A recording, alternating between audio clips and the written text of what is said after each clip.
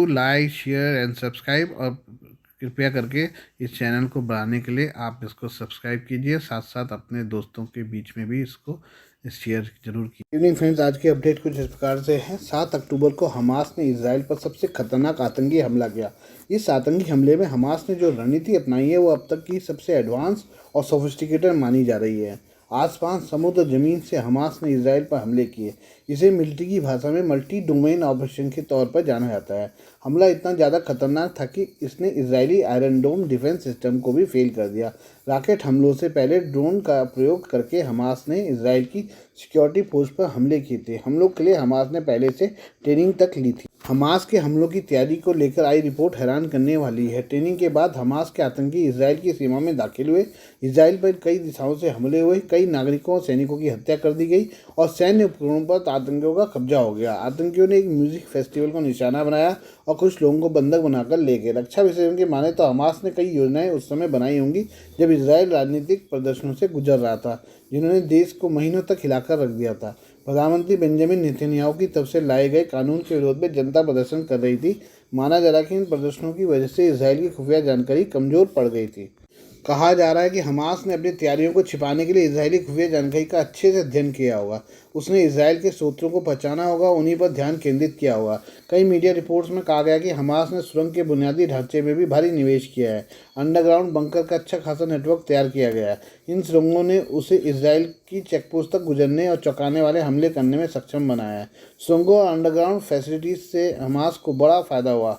Hamas ने साल 2014 में जब इसराइल ने हमला किया तो हमास को समझ आया कि शहरों में युद्ध कैसे लड़ा जा सकता है। इसके बाद उसने आईईडी, सुरंग नेटवर्क, मनोवैज्ञानिक युद्ध और बाकी रणनीतियों का फायदा उठाया। ऐसा लगता है कि हमास ने साल 2002 में हुई जेनिन की लड़ाई के दौरान जेनिन सैनिकों की रणनीति से हमले की प्रेरणा ली थी। अप्रैल 2002 में जेनिन शरणार्थियों शिविर पर एक इजरायली हमले में महिलाओं और बच्चों सहित कम से कम 52 फिलिस्तीनियों की मौत हो गई।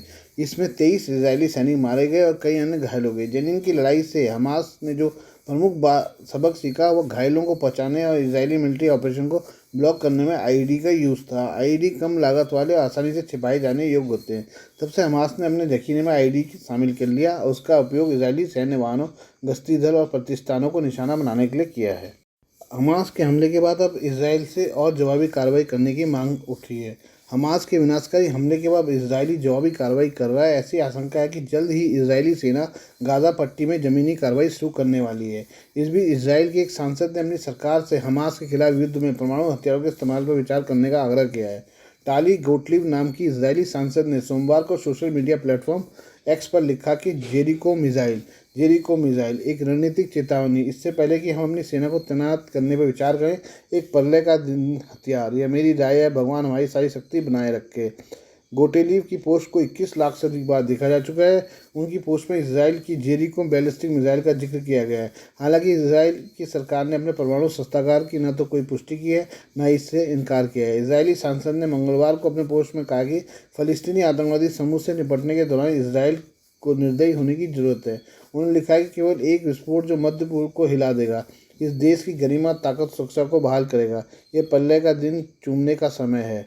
हालांकि गोटलीव के सोशल मीडिया पोस्ट को एक्स ने नियमों के उल्लंघन के साथ टैग किया है। इसमें कहा गया है कि इस पोस्ट की व्यूअरशिप सीमित है क्योंकि यह हिंसक भाषण है जो एक्स के नियमों का उल्लंघन करता है। गोटलीब इजरायली प्रधानमंत्री बेंजामिन नेतन्याहू की पार्टी से आती हैं। वो अक्सर अपनी विवादित बयानों को लेकर सुर्खियों में भी रहती है। उन्होंने सितंबर में एक सोशल मीडिया पोस्ट में एक इजरायली सैन्य कमांडर को हीरो बताया था जिसने एक फिलिस्तीनी मोटर चालक को गोली मार दी थी। जेरिको इसराइल की एक बैलिस्टिक मिसाइल है। इसे 1960 के दशक में इसराइल ने पहली बार विकसित किया था।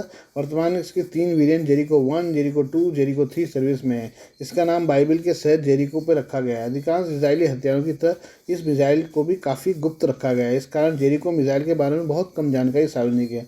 जेरिको मिसाइल इसराइल की सावित 2 अंतरिक्ष स्पेस लॉन्च व्हीकल का एक डेरिवेटिव है। ऐसा माना जाता है कि जेरिको एक मिसाइल 500 किलोमीटर की दूरी तक 400 किलोग्राम विस्फोट के साथ हमला कर सकती है। इस मिसाइल का इस्तेमाल परमाणु हमला करने के लिए भी किया जा सकता है। जेरिको 2 मिसाइल 1770 किलोमीटर की दूरी तक परमाणु और परंपरागत हमला कर सकती है। आइए अब हम पाकिस्तानी हथियारों के बारे में बात करें। इसराइल और फ़लस्तीन के बीच युद्ध में पाकिस्तानी हथियारों की एंट्री हो गई है। ऐसी खबरें आ रही हैं कि यूक्रेन पाकिस्तान से मिले हथियारों को काले बाजार में हमास समेत पश्चिम एशिया और यूरेशिया के अन्य आतंकी संगठनों को बेच रहा है। इन खबरों के बाद भारत सरकार भी अलर्ट हो गई है। बताया जा रहा है कि रूस से युद्ध लड़ रहे यूक्रेन को पाकिस्तान ने बड़े पैमाने पर हथियार बेचे थे। यही हथियार अब हमास जैसे आतंकियों तक पहुंच रहे हैं। यूक्रेन का पश्चिम एशिया और उत्तरी अफ्रीका के कई नॉन स्टेट एक्टर्स को हथियार बेचने का पुराना इतिहास रहा है। ईटी की रिपोर्ट के मुताबिक पाकिस्तान यूक्रेन को प्रमुखता से हथियार बेचने वाले देशों में शामिल है। पाकिस्तान साल 2022 से ही यूक्रेन को गोला बारूद तीसरे देश के माध्यम से बेच रहा है।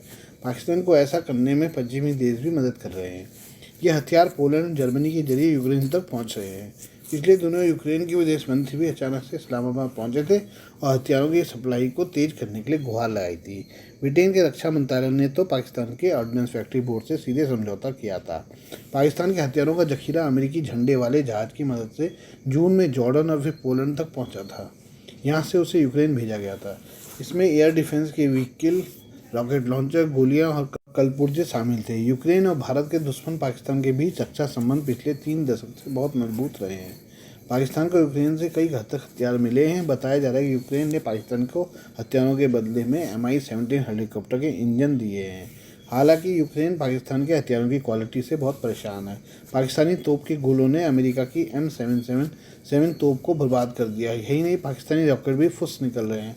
ऐसी खबरें आई हैं कि हमास को तालिबान से भी अमेरिकी हथियार मिले हैं जिसे वे छोड़ कर चले गए थे। इसके अलावा हमास को ईरान से ड्रोन और रॉकेट तकनीक मिली है जिसका इस्तेमाल उसने इसराइल के खिलाफ हमले में भी किया है। हमास जैसे आतंकी संगठनों को इतने घातक हथियार मिलना भारत ही नहीं, दुनिया के अन्य देशों के लिए भी बड़ा खतरा है।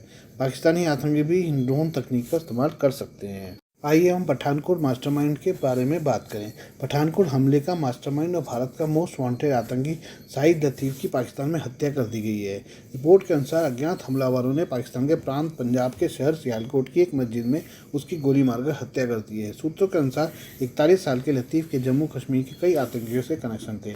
उसने केंद्र शासित प्रदेश में आतंकवादियों संगठनों के साथ मिलकर कई हमलों को अंजाम दिया था।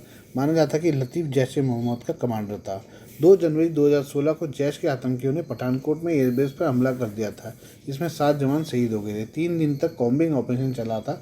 शाहिद लतीफ़ आतंकवादी संगठन जैश ए मोहम्मद का एक प्रमुख सदस्य था। उसने ही चारों आतंकवादियों को पठानकोट भेजा था। राष्ट्रीय जांच एजेंसी NIA की जांच में पाया गया था कि हमले को अंजाम देने के लिए भारतीय क्षेत्र में घुसपैठ करने वाले आतंकवादियों के मास्टरमाइंड और आका सभी पाकिस्तान में स्थित थे। वहीं लतीफ़ पर उन आतंकियों में भी शामिल होने का आरोप है जिन्होंने 1999 में इंडियन एयरलाइंस के विमान को अगवा किया था। लतीफ़ को नवंबर 1994 में भारत में गिरफ्तार किया गया था और मुकदमा चलाया गया था। भारत में सजा पूरी होने के बाद 2010 में उसे पाकिस्तान भेज दिया गया था। NIA के मुताबिक भारत से निकालने जाने के बाद शाहिद लतीफ़ वापस पाकिस्तान के जिहादी आतंकियों के साथ मिल गया था। उसने पठानकोट आतंकी हमले में महत्वपूर्ण भूमिका निभाई थी। शाहिद लतीफ़ पाकिस्तान के गुजरांवाला के अमीनाबाद कस्बे के मोर गांव का रहने वाला था। शाहिद लतीफ़ को जैश के लॉन्चिंग कमांडर के तौर पर भी जाना जाता था। एयरबेस पर यह हमला 2016 को हुआ था। भारतीय सेना की वर्दी में आए हथियारबंद आतंकियों ने इसे अंजाम दिया था। वे सभी भारत पाकिस्तान बॉर्डर पर रावी नदी के रास्ते आए थे। भारतीय इलाके में पहुंचकर आतंकियों ने कुछ गाड़ियां हाईजैक की और पठानकोट एयरबेस की ओर बढ़ गए। बाद में कैंपस की दीवार कूदकर लंबी घास से होते हुए उस जगह पहुंचे जहाँ सैनिक रहते थे।